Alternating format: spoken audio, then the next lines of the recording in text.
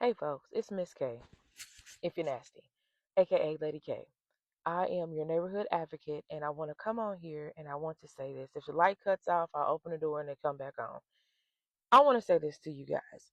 Stop devaluing autism parents, specifically the mothers, the single mothers. Being a parent is hard enough. And you guys already know where I stand about being a single parent. Being a single, special needs, autistic mom, whatever level it is hard enough. It's hard enough to show up for yourself every morning.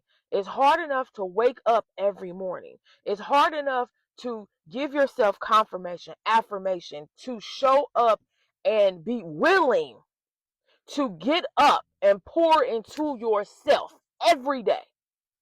It's hard enough to get up, go to work, go outside of your home and give to other people. Then come home, back home. That's if you get to leave your house, because a lot of us don't get to leave.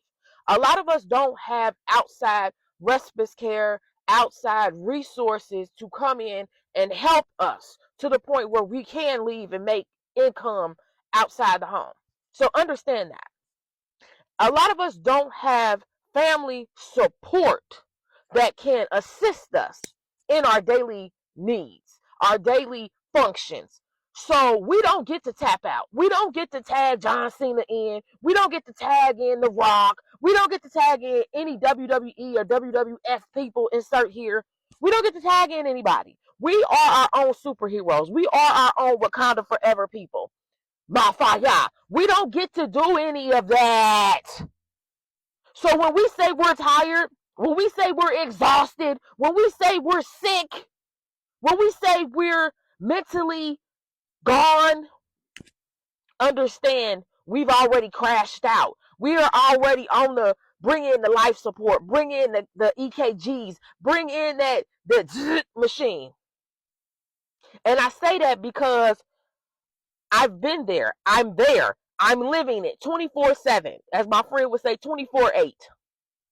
We don't get that break. The breaks we get is when we go to sleep. That's if we get a chance to go to sleep.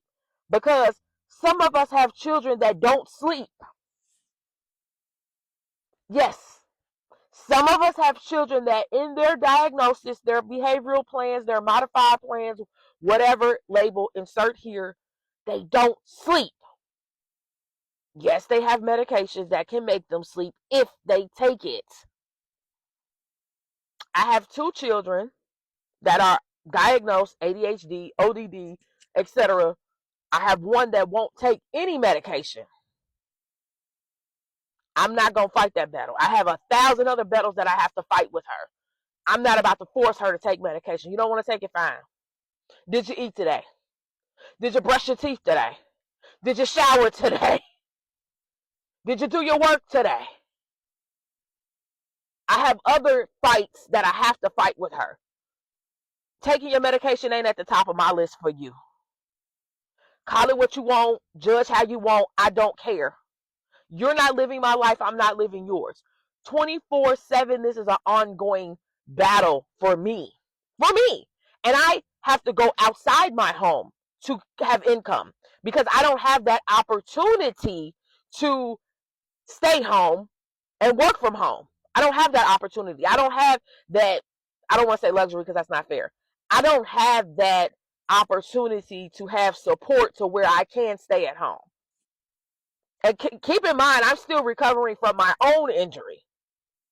And this is not a rant for sympathy or empathy or anything like that. This is just to let you see that a lot of us have our own mental, emotional, social, psychological, physical, other issues going on in addition to trying to navigate our own children's situations going on. And my children are verbal. So I cannot imagine someone that has a child that is not verbal or limited vocabulary. Because nonverbal doesn't necessarily mean that they don't talk. It just means that it depends on the level. It depends on the level. It can mean they don't formulate the sentences the way that we do. It could mean they literally have no vocabulary. It just depends on the child. So it can vary.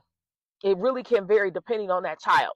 So when we hear nonverbal, we just think no vocabulary, but it definitely does not mean that. It depends on the child. But understand, when that lady got on social media and did her rant, it was because she was crashing out. It is exhausting.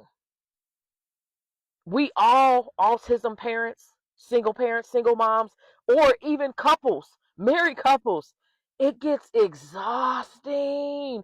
And I applaud those married couples that are still together doing it, because this is exhausting doing it alone. It's exhausting. It's exhausting to leave your house, go give to someone else, and then come back home and then have to give to your own children.